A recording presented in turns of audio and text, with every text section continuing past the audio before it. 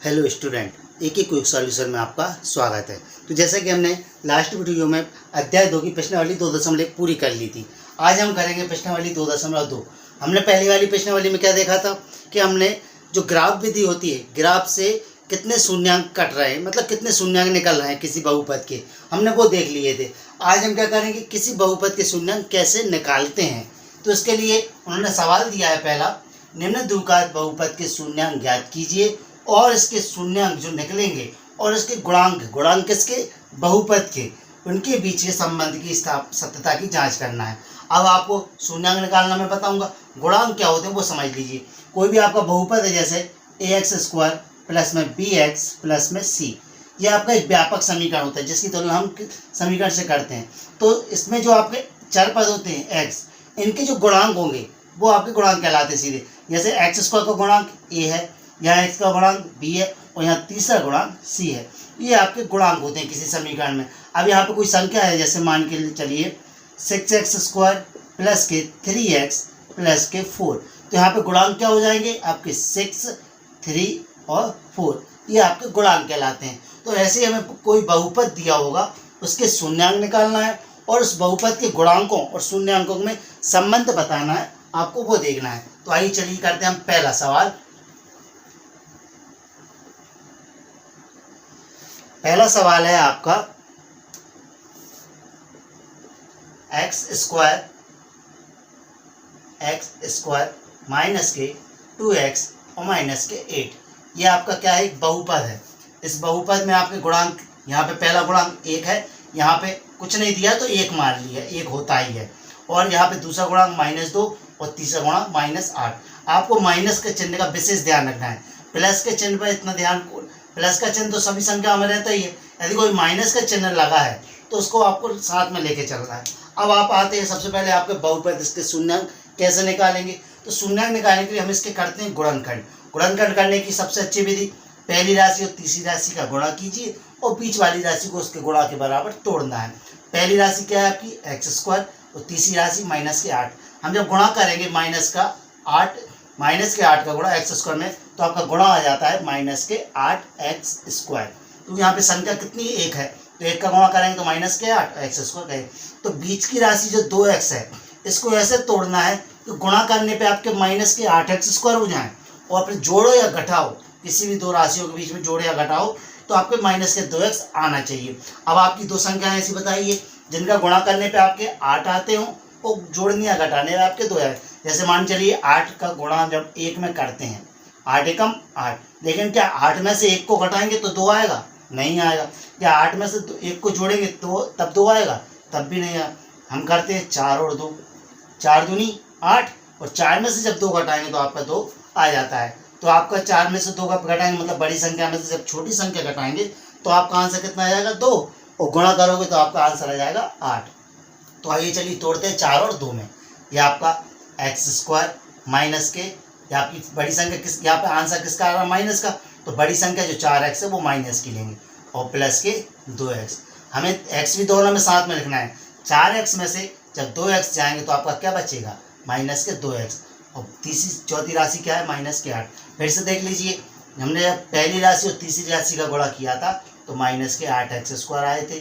तो बीच की राशि जो है -2x, इसको ऐसे तोड़ना है कि गुणा करने पे -8x² हो जाए, और जोड़ो या घटाओ तो -2x आ जाए। तो इसके लिए क्या किया हमने, 4 और 2 में तोड़ लिया। 4x में से जब 2x जाएंगे, माइनस के प्लस माइनस माइनस आए, 4x में से 2x गए तो -2x। जब 4x में 2x का गुणा करेंगे तो प्लस माइनस 4 दूनी 8, x का x में किया x², यह आपके क्या हुआ, 8x²। अब आती है आपके 4 पद हो गए, 2 पद, ये 2 पद। हमें क्या लेना है, कॉमन। इन दोनों पद में से कॉमन लेंगे, मतलब ओवेनिस्ट, यहाँ से भी लेंगे। तो आइए देखिए, हम लेते हैं यहाँ पे ओवेनिस्ट या कॉमन। यहाँ पे कोई संख्या दिख रही है नहीं, यहाँ पे 1 है, तो यहाँ पे संख्या कितनी है, 4, तो आपकी संख्या तो कॉमन जा ही नहीं सकती। अब आपके चर पद है x, वो चले जाएंगे कॉमन, यहाँ से x चला गया, यहाँ पे कितने x थे, 2, और यहाँ पर 1x, मतलब दोनों के पास x था तो हमने x कॉमन ले लिया। तो यहाँ पे क्या बचा, x बचे। यहाँ पे क्या बचे आपके, x चलाएगा तो -4, ये आ गए। हमने इन दोनों में से कॉमन ले लिया। अब इन दोनों में से कॉमन क्या ले, क्योंकि हमें एक सा ही लेना है कॉमन। यहाँ पे कोई संख्या है 2, यहाँ पे संख्या है 8, यहाँ पे चरपद x, यहाँ पे चरपद x नहीं है, तो यहाँ पे चरपद नहीं जाएगा। तो आपने कॉमन क्या ले लिया, आपने 2 लेंगे कॉमन। अब चिन्ह की बात आती है, कौन सा चिन्ह लेंगे, प्लस है तो यहाँ पर प्लस ही चिन्ह लेंगे, क्योंकि यहाँ पे तो माइनस तो है नहीं। जब आपने 2 संख्या ले ली तो यहाँ पे क्या बचा अकेला x, क्योंकि आपने +2 कॉमन ले ली है। अब क्या बचा आपका x माइनस, यहाँ पे 8 में से 2 कॉमन लेंगे। बहुत से स्टूडेंट क्या कर देते हैं, बहुत से जिनको पता नहीं है वो क्या कर देते हैं, घटा देते हैं, जबकि घटाना नहीं है, हमें डिवाइड देना है। 8 में 2 का भाग देंगे कितनी जाएगा, 4 बचेगा, क्योंकि यहाँ पे जो ब्रैकेट में आता है वही आपको यहाँ के ब्रैकेट में लाना है। सेम बिल्कुल, जो ब्रैकेट में यहाँ बचेगा वही ब्रैकेट में यहाँ बचेगा। आपने कॉमन ले लिए, कितना आ गया आपका x बन। इसका एक और तरीका देख लीजिए, एक और तरीका आपको, जैसे आपने पहले ये कॉमन ले लिया, जैसे यहाँ से कॉमन क्या ले लिया x, यहाँ क्या बचा x माइनस के 4। ये तो आपको पता ही है कि यहाँ से जब x कॉमन ले लेंगे तो यहाँ x बचेगा या माइनस। अब आप यहाँ भी कॉमन है तो आप क्या करें, जो माइनस x माइनस 4 है वही को वही आप यहाँ लिख दो, क्योंकि आपको पता है कि दोनों ब्रैकेट के अंदर सेम राशियाँ आती हैं। तो आपने क्या लिख दिया x माइनस 4। अब यहाँ पे तीसरी राशि देखिए क्या है, प्लस के 2x। आपने x ले लिया लेकिन क्या नहीं लिखा, प्लस के 2, तो वो आप लिख दीजिए बाहर। अब आ गया ये आपके ब्रैकेट में, वो आप लिख दीजिए एक बार, x माइनस 4 बचा क्या x प्लस के 2। ये आपके आगे क्या गुणनखंड। अब आपको क्या निकालना है, शून्यांक। शून्यांक किसके लिए, इस बहुपद के लिए। तो शून्यांक निकालने के क्या करते हैं हम, शून्यांक के लिए इसको, इन गुणनखंडों को शून्य के बराबर, शून्यांक के लिए गुणनखंड को शून्य के बराबर करने पर, शून्य के बराबर करने पर, चलिए इन गुणनखंड को शून्य के बराबर करते हैं। x माइनस 4 ये बराबर कर दिए। मान किसका निकालना है, चरपद आपका क्या है x, इसका मान निकालना है, तो निकाला। ये माइनस के 4 उस तरफ जाएंगे तो प्लस के, एक शून्यांक x बराबर कितना आ गया 4। ऐसे दूसरा कर लेते हैं x प्लस 2, इसको भी क्या किया, शून्य के बराबर किया। प्लस के 2 तरफ जाएंगे तो माइनस के 2, तो x बराबर माइनस के 2। ये आपके क्या निकाला है, 2 शून्यांक। अब आपको करनी है क्या, इसके उत्तर की जांच।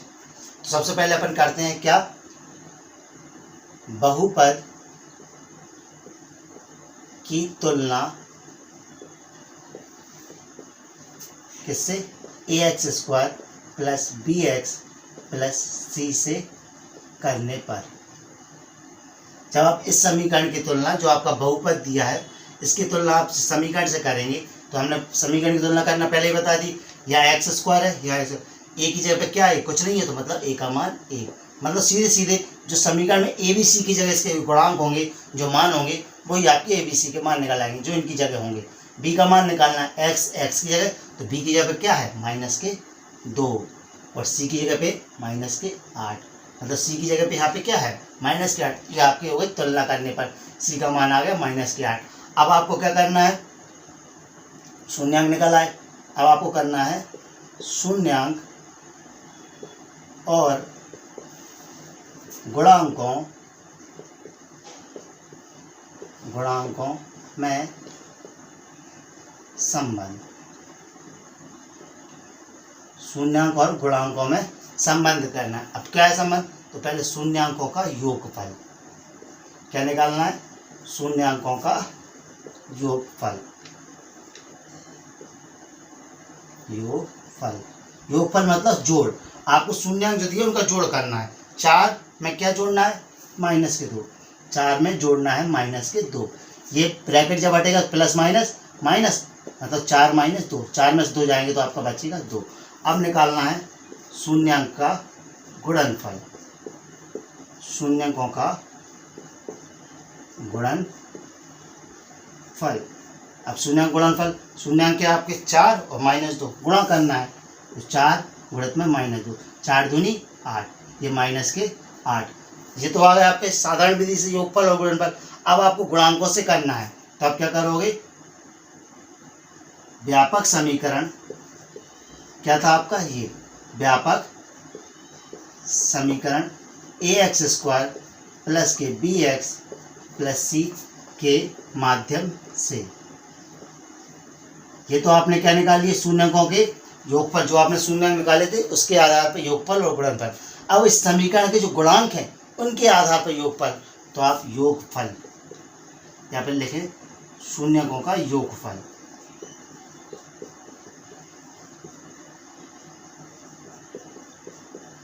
आप ये भी लिख सकते हैं गुणांकों का योगफल। किसके गुणांक? इस समीकरण के। इसका फॉर्मूला होता है माइनस के बी बटे में ए। योगफल का फॉर्मूला क्या होता है? माइनस के बी बटे में ए। ये माइनस माइनस के बी का मान कितना दिया है? -2, तो हम ब्रैकेट में करके लिखेंगे और ए का मान 1। माइनस माइनस प्लस मतलब कि सीधा 2, ब्रैकेट में से बटे में से 1 हट जाएगा तो आपका क्या हो जाएगा? 2। अब निकालते हैं हम शून्यकों का योगफल, सॉरी गुणनफल। योगफल हम निकाल चुके हैं, गुणनफल।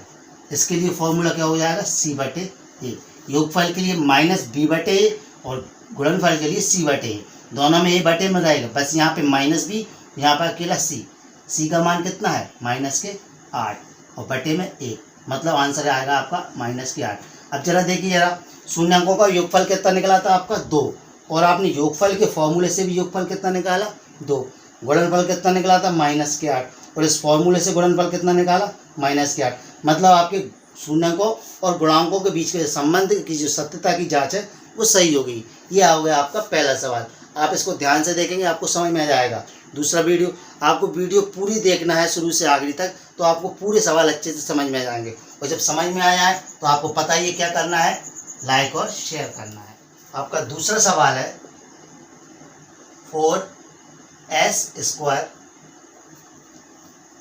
माइनस के 4s प्लस में 1।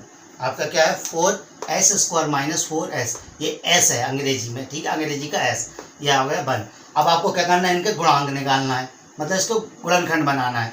तो पहली राशि 4s² और तीसरी राशि का गुणा करते हैं। तो चाहिए 4s का जब एक में गुणा करेंगे तो आपका आंसर क्या आएगा? वही 4s²। तो बीच की राशि जो माइनस के 4s, इसको ऐसा तोड़ो तो गुणा करने पर 4 आ जाए, मतलब 4s ही है, 4s² आ जाए, और जोड़ने घटाने पर भी 4s आ जाए। तो आपकी दो संख्या क्या होंगी जिनको जोड़ने पर भी 4 और गुणा करने पर जाए तो कितनी होंगी? 2 होंगी। वो 2 और 2 का गुणा करेंगे तो 2 दूनी 4, और 2 में 2 को जोड़ेंगे तो 2 और 2 भी 4। मतलब जो बीच की 4s है वो 2s और 2s में टूट जाएगी। तो चलिए तोड़ते हैं। 4s², ये माइनस के 2s, ये माइनस के 2s प्लस में 1। ये हमने माइनस के क्यों लिए दोनों? क्योंकि माइनस माइनस दोनों जुड़ जाएंगे, प्लस हो जाएंगे। 2s और 2s कितने हो जाएंगे? सॉरी, यहाँ x लिख दिया। 2s और 2s कितने हो जाएंगे? 4s। अब हम क्या करते हैं? इन दोनों में कॉमन लेते हैं। ये दोनों में कॉमन आ जाएगा, इन दोनों में कॉमन लेते हैं। तो चलिए देखिए, यहाँ पर भी अंक है, यहाँ पर भी अंक, यहाँ पर भी अचर पद, यहाँ पर भी चर पद। तो अब क्या करते हैं? दोनों में कॉमन चला जाएगा 2, क्योंकि 2 यहाँ पर है, यहाँ पर भी 2 हो जाएगा। तो यहाँ क्या बचेगा? 2 बचेंगे। सॉरी, आप s भी लेना है। 2s आपने कॉमन लिया तो आपके क्या बचे? यहाँ पे 2s, और यहाँ से तो 2s चले गए पूरे, तो क्या बचा? अकेला 1। फिर से देख लीजिए जरा, आपके अंक यहाँ पे 2 है और यहाँ पर 4 है, तो दोनों में से 2 चला जाएगा।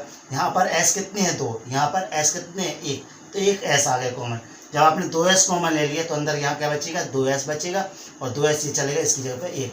अभी हमने बताया था कि जो पहले कोष्टक में आता है ब्रैकेट में, वही आप यहाँ लिख लें, 2s माइनस के 1, ये 2s माइनस 1। अब जरा देखिए, 2s माइनस 1 ये थे, यहाँ पे प्लस, लेकिन यहाँ पे पहली राशि क्या है? यहाँ पे माइनस के थे, यहाँ पे प्लस, मतलब माइनस बाहर ही रह गया, तो -1 अपन बाहर कर लेते हैं। 2s माइनस 1, 2s माइनस 1 एक बार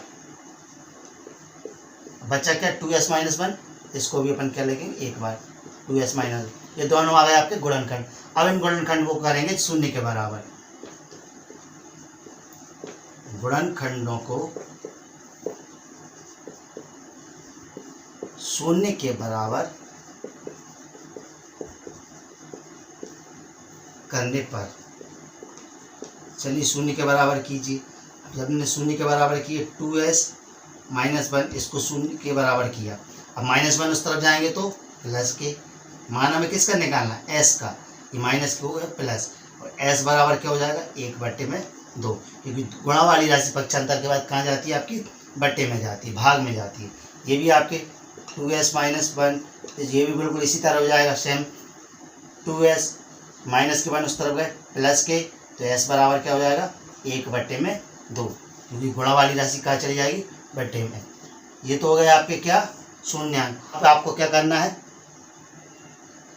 बहुपद की तुलना किससे, वही व्यापक समीकरण ax² प्लस के bx प्लस के c से करने पर। चलिए करते हैं तुलना। हमें क्या करना है, a b c के मान निकालना है। a की जगह पे यहाँ पे क्या दिया, गुणांक 4 है। b की जगह पे गुणांक कितना है, 4, लेकिन किसके साथ, माइनस के साथ। और c की जगह पे कितना है, 1, तो 1। ये हो गए आपके गुणांक a b c। अब क्या करना है, शून्यकों और गुणांकों के बीच संबंध करना है। दोनों के बीच में संबंध क्या है, तो सबसे पहले वही शून्यकों का योगफल।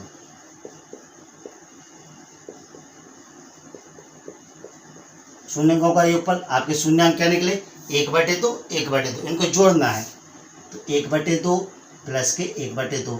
दोनों के हर कैसे हैं, समान। ये परिमेय संख्या है। परिमेय संख्या को जोड़ने के लिए क्या करते हैं, उनके हर समान करते हैं। यहाँ पे हर पहले से समान है, मतलब बटे में 2, तो 1 और 1 कितने हो जाएंगे, 2। 2 से 2 कट जाएंगे, 2 एकम 2। आपका आंसर आ गया 1, मतलब योगफल कितना आ गया, 1। अब निकालना है शून्यकों का गुणनफल। अभी क्या निकाला था, योगफल, और अब गुणनफल। गुणनफल किसका, शून्यकों का। शून्यक क्या है, 1/2, 1/2, 1/2 गुणित में 1/2। चलिए गुणा कर दीजिए, 1 एकम 1 और 2 दूनी 4। ये आपके शून्यंक निकाला। अब आपको क्या करना है, गुणांकों के बीच, किससे, जो आपका व्यापक समीकरण था, व्यापक समीकरण, मैं डायरेक्ट बता देता हूँ, व्यापक समीकरण के माध्यम से, व्यापक समीकरण के माध्यम से क्या करना है, गुणांकों का योग, गुणांकों का योग। या तो आप यहाँ शून्यांक भी लिख सकते हैं, लेकिन हम अभी व्यापक समीकरण से कर रहे हैं तो गुणांक लिख लेते हैं। व्यापकों मतलब गुणांकों का योग, उसका फॉर्मूला माइनस के b बटे में a, माइनस b का मान कितना है, माइनस के 4 बटे में a का मान कितना है, 4। तो देखिए माइनस माइनस प्लस, मतलब 4 और बटे में 4, 4 से 4 कट गए, आपका आंसर कितना आ गया, 1। यहाँ योगफल 1 आ गया और पहले भी योगफल कितना आया था, 1, बराबर है। अब क्या करना है, गुणांकों का गुणनफल। इसके लिए फॉर्मूला c बटे में a। c का मान कितना है, 1, और a का मान कितना है, 4। गुणांकों का योगफल भी कितना आ गया, 1/4। जरा फिर से देखिए, यहाँ योगफल कितना आया था, ये। यहाँ भी योगफल कितना आ गया, 1। यहाँ गुणनफल कितना है, 1/4। यहाँ गुणनफल कितना है, 1/4। मतलब दोनों कंडीशन में आपके शून्यांक और गुणांकों के बीच जो संबंध थे वो कैसे हो गए, सत्य हो गए। ये हो गया आपका दूसरा सवाल। आपको वीडियो शुरू से आखिर तक जरूर देखना है और लाइक और शेयर भी जरूर करना है। आपका तीसरा सवाल है,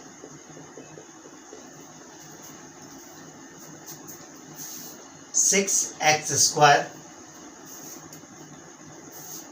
- 3 - 7x). आपका तीसरा सवाल क्या है, 6x² - 3 - 7। अब एक जरा ध्यान से देखिए, क्या ये समीकरण एक क्रम से जमा है, नहीं जमा। यहाँ पे बड़ी घात x², फिर इसके बाद आपका कांस्टेंट तीसरा पद आ गया, फिर जब दूसरा पद यहाँ आ गया, तो पहले इसको क्रम से जमा लीजिए। 6x² - 7x बीच में और -3। अब ये क्रम से जमाएगा, मतलब एक बढ़ती घटते क्रम की घात में। ये आपका x², ये एक वाला बात, एक घात वाला, ये आपका बिना x का पद। अब क्या करना है आपको, वही आपको गुणनखंड करना है। पहली राशि और तीसरी राशि का गुणा कीजिए। 6 का 3 में करेंगे, 6 3 18x², और बीच वाली राशि कितनी है, 7x। मतलब गुणा करने पे आपके 18 आ जाए और जोड़ने घटाने पे 7 आ जाए। आपने गुणा किया -18x²। अब आपको साथ में को ऐसे तोड़ना है तो गुणा करने पे 18 आ जाए और जोड़ने घटाने पर 7 आ जाए। तो कितने बार, 6 3 18 होते हैं, लेकिन क्या 6 में से 3 घटाओगे तो 7 आएंगे, नहीं आएंगे। 6 में 3 जोड़ोगे तो 7 आएंगे, नहीं आएंगे। अगली देखते हैं, 9 दूनी 18। 9 दूनी कितने हो जाएंगे, 18, और 9 में से 2 घटाओगे तो कितने हो जाएंगे, 7 आ गया। मतलब आपकी संख्या कितनी है, 9 और 2 है। तो चलिए हम 9 और 2 से तोड़ते हैं। ये 6x², यहाँ चिन्ह किसका है, माइनस का, तो बड़ी संख्या माइनस की 9x। और प्लस के 2x माइनस के 3। 9x में से 2x जाएंगे तो 7x और गुणा करोगे तो आपके वही 18x। अब ये आपके दो पद, ये दो पद, इन दोनों में से कॉमन क्या जा रहा है, यहाँ 6 है, यहाँ पे 3 है, तो दोनों में मतलब 9 है, तो कॉमन क्या जाएगा आपका 3 जाएगा और साथ में x जाएगा, क्योंकि देखो यहाँ पे 3 का भाग जा रहा है, यहाँ पर भी 3 का भाग जा रहा है इन दोनों में, तो आपके 3 कॉमन आ रहा है, तो यहाँ क्या बचेगा 2x। यहाँ घटा के मत लिख देना, 6 में से 3 घटा दो तो 3। आपको क्या करना है, डिवाइड दे के देखना है कि इसमें इसका भाग जा रहा है कितनी बार, 2 बार। आपका x कॉमन आ जाएगा तो यहाँ पे क्या बचेगा, सिर्फ x। यहाँ से x बाहर चला गया, 9 में से 3 गए तो क्या बचा, सिर्फ माइनस के 3। जब आप गुणा करोगे वही की वही राशि फिर से आ जाएगी, 3 दूनी 6, x में करो x स्क्वायर, 3 3 का 9 और ये आपके x जोड़े दो। जो मैंने बताया था अभी कि जो पहले कोष्टक में आता है वही आपका अगला कोष्टक में 2x माइनस के 3। अब जरा देखिए यार, 2x माइनस के 3, 2x माइनस जोड़े तो आ गए, क्या नहीं आया, सिर्फ प्लस, तो +1 अपन बाहर लिख लेते हैं। जो पहला कोष्टक इन दोनों को एक बार लिख दिए क्योंकि एक से आ रहा है कॉमन, 2x माइनस 3 बचा क्या, 3x प्लस में 1। अब क्या करना है, शून्यांकों के लिए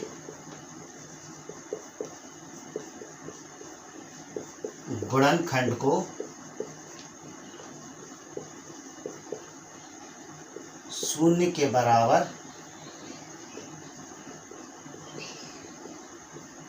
करने पर, चलिए जरा करते हैं शून्य के बराबर। 2x माइनस 3 इसको शून्य के बराबर किया तो 2x आपके जोगे तो माइनस के 3 का पक्षांतर करेंगे पहले, ये माइनस के 3 इस तरफ जाएंगे तो प्लस के 3 हो गए। अब क्या करना है, x का मान निकालना है, तो आपके 2 आपके कहाँ चले जाएंगे, बट्टे में चले जाएंगे, क्योंकि गुणा वाली राशि हमेशा कहाँ जाती है, बट्टे में, और प्लस वाली माइनस में, माइनस वाली प्लस में, और भाग वाली गुणा में। इसी तरह अगला जो आपका है क्या है, 3x प्लस के 1 बराबर 0 करेंगे। अब माइनस प्लस का 1 उस तरफ जाएगा तो माइनस के 1, ये आपका -1। x का मान निकालना है तो 3 आपके गुणा में कहाँ जाएंगे, अभी बताया था मैंने, गुणा वाली राशि भाग में, ये आपका आ गया 1/3। ये तो आ गया आपके शून्यांक। अब आपको क्या करना है, बहुपद की तुलना किससे, ax² plus bx plus c से करने पर। तो जब आप तुलना करोगे तो a का मान निकलेगा, एक b का मान निकलेगा, एक c का मान। तुलना करेंगे जरा इससे, x² a की जगह पे कितना है, 6 है, a का मान 6, x की जगह b की जगह पे कितना आ गया, -7। इसी तरह c की जगह पे कितना है, -3। ये आपके a b c का मान निकल आए। अब आपको क्या करना है, शून्यकों और गुणांकों के बीच संबंध, किस किस के बीच, शून्यकों और गुणांकों के बीच में संबंध। तो सबसे पहले शून्यकों का योग, शून्यकों का योग करेंगे। शून्यक क्या है आपके, 3/2 और 1/3, तो करिए जरा गुणा, 3/2, ये आपका प्लस लगा है और ये माइनस के 1/3। जब आप प्लस माइनस का करेंगे तो आपका क्या हो जाएगा, ये माइनस ही हो जाएगा। अब जरा देखिए, क्या ये भाग में परिमेय संख्याओं के हर समान है, नहीं है, तो ये गुणा करके सॉल्व करते हैं। 3 3 का 9, 2 का 1 में किया, 2 एकम 2, बटे में 3 दूनी 6, 9 में से 2 का कितने बचे, 7/6। तो आपका योगफल कितना आ गया, 7/6। अब आपको क्या निकालना है, गुणनफल किसका, शून्यकों का, शून्यकों का गुणनफल। शून्य क्या दिया है आपके, 3/2 और 1/3, 3/2 गुणित में माइनस के 1/3। यहाँ देखिए जरा, 3 से 3 कट जाएंगे तो आपका बचा क्या, माइनस के 1/2। अब क्या करना है, व्यापक समीकरण के माध्यम से, व्यापक समीकरण के माध्यम से निकालना है। तो किसका निकालना है, गुणांकों के, गुणांकों का योग, गुणांकों का योग। इसका फॉर्मूला बताया था मैंने, माइनस के b बटे में a, माइनस डी का मान कितना है माइनस के 7, ये आपने ब्रैकेट में लगाया माइनस के 7 बटे में ए का मान 6। जब ब्रैकेट हटेगा तो माइनस माइनस क्या हो जाएगा प्लस 7/6। आपका योगफल कितना है 7/6। अब क्या करना है गुणांकों का गुणनफल। गुणनफल का सूत्र क्या था आपका सी बटे में ए। सी का मान कितना है माइनस के 3, ये अपन ने रख दिया माइनस के 3। अब ए का मान कितना है 6, ये रख दिए 6। क्या ये कट जाएंगे 3 एकम 3 और 3 दूनी 6, ये माइनस का माइनस। देखिए जरा क्या योगफल गुणनफल बराबर आए। यहाँ योगफल कितना है 7/6, यहाँ योगफल 7/6 बराबर आ गया। यहाँ गुणनफल कितना है माइनस का 1/2, यहाँ गुणनफल माइनस का 1/2। आपके शून्यांकों और गुणनफल के बीच में संबंध की स्थापना हो गई है। ये हो गया आपका तीसरा सवाल पूरा। अगले सवाल अगले वीडियो में आपको ये पूरी करके देखना है। एक बार करके देखेंगे, एक बार और फिर से देखेंगे तो आपको सवाल समझ में आ जाएंगे। वीडियो अच्छी लगे तो आपको लाइक और शेयर जरूर करना है। धन्यवाद।